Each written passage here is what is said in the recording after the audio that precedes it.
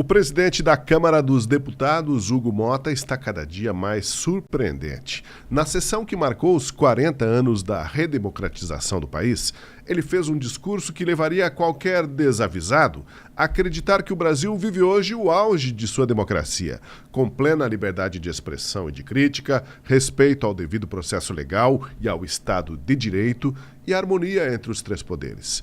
Veja o que disse Motta, parece que ele estava brincando, mas você vai perceber que o tom era de conversa séria.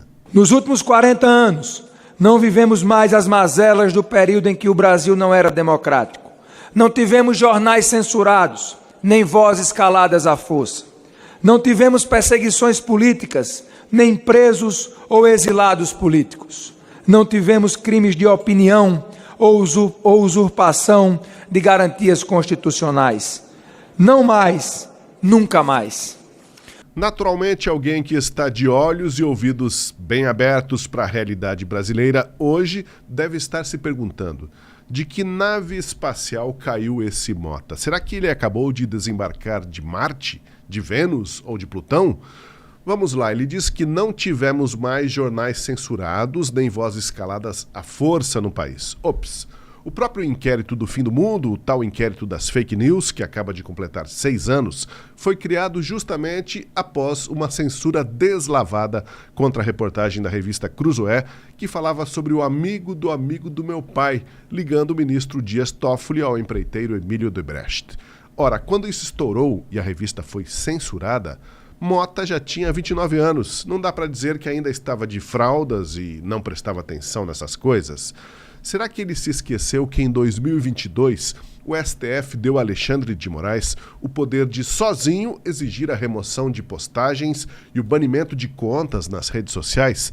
Será que ele se esqueceu da célebre reação da ministra Carmen Lúcia, que afirmou que não era possível permitir a volta da censura sob qualquer argumento, mas daí votou a favor da proibição de um documentário da Brasil Paralelo e da concessão de amplos poderes a Moraes, dizendo que as eleições de 2022 eram uma situação excepcionalíssima e que esses poderes deveriam terminar após o processo eleitoral. Como todo mundo sabe e vê, Moraes nunca mais abriu mão desse poder e segue como um caçador implacável de perfis críticos à atuação da corte e de seus ministros. Ele tanto caça bagrinhos em aeroportos como parlamentares campeões de votos em Brasília, onde quer que estejam. Em ordens sigilosas, manda remover postagens já feitas e proíbe novas publicações. Ou seja, é a censura do que foi dito e do que ainda sequer foi pensado ou cogitado. Os seus assessores, no afã de agradar o chefe, foram flagrados em conversa de WhatsApp pedindo para que os colegas fossem criativos para tentar encontrar qualquer coisa contra um veículo de comunicação de direita. Em outras palavras, diziam entre si: inventa aí alguma coisa, dá um jeito, se vira. O nosso Hugo Motta diz que nos últimos anos não tivemos perseguições políticas, nem presos ou exilados políticos. Ora, colocar na cadeia com penas draconianas de 17 anos, donas de casa, idosos, ambulantes e morador de rua, simplesmente por participarem de um protesto, não se encaixa em outra coisa senão em prisão política.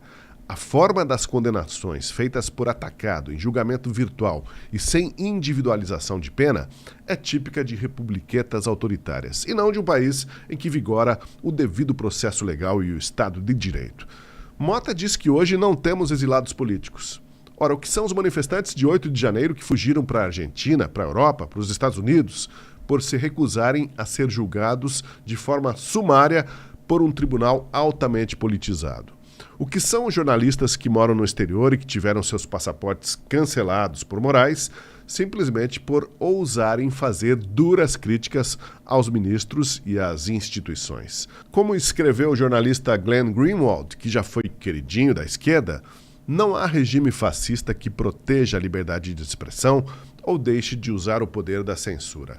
O impulso por trás do apoio a Moraes é a mentalidade também fascista de que os fins justificam os meios.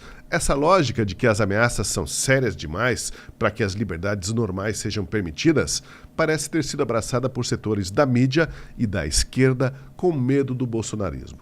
Como disse, essa é uma análise de Glenn Greenwald, o jornalista americano que passou a ser persona não grata para a esquerda depois de revelar conversas comprometedoras de assessores de Moraes, combinando estratégias para enquadrar desafetos do ministro simplesmente porque o chefe tinha cismado. E quando ele cisma, disse um assessor, é uma tragédia. Voltando ao nosso presidente da Câmara, Hugo Mota. Motinha ainda declarou: já não temos crimes de opinião ou usurpação de garantias constitucionais. Ora, o ministro Moraes emite em segredo ordens de banimento de contas nas redes sociais, sem explicações do que exatamente há de errado e sem qualquer comunicação da decisão. Apenas intima a plataforma a apagar o perfil da pessoa e pronto. E se a plataforma se nega, invocando a necessidade do devido processo legal, é ela, a plataforma, que ele multa e manda tirar do ar. Como negar que isso é simplesmente o ativismo judicial atuando contra o inexistente crime de opinião?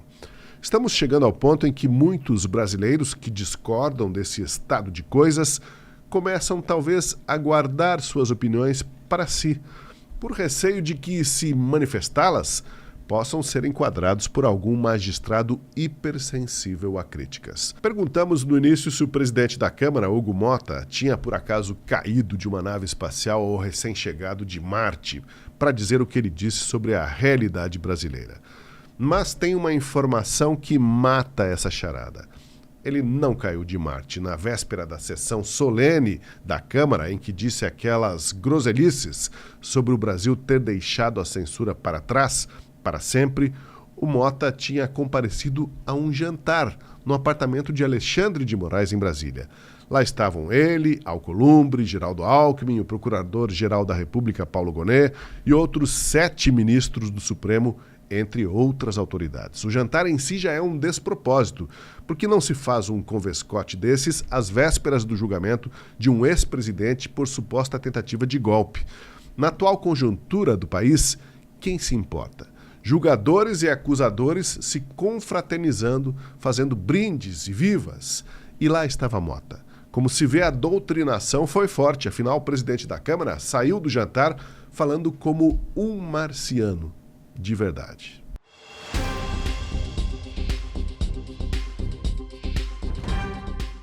Olha, com a alta dos preços, até um simples cafezinho custa muito. Aliás, teve gente que até sugeriu que você deveria substituir o cafezinho na sua rotina. Aqui na Gazeta do Povo, nós valorizamos o seu dinheiro. Com 30 centavos por dia, você acessa os conteúdos do melhor jornal do país. Na Semana do Consumidor, você pode assinar a Gazeta do Povo por apenas R$10 por mês até o fim do ano.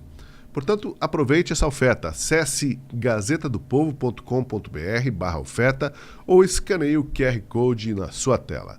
Com muito pouco, você apoia um jornal centenário e independente, reconhecido pela credibilidade e compromisso com a verdade.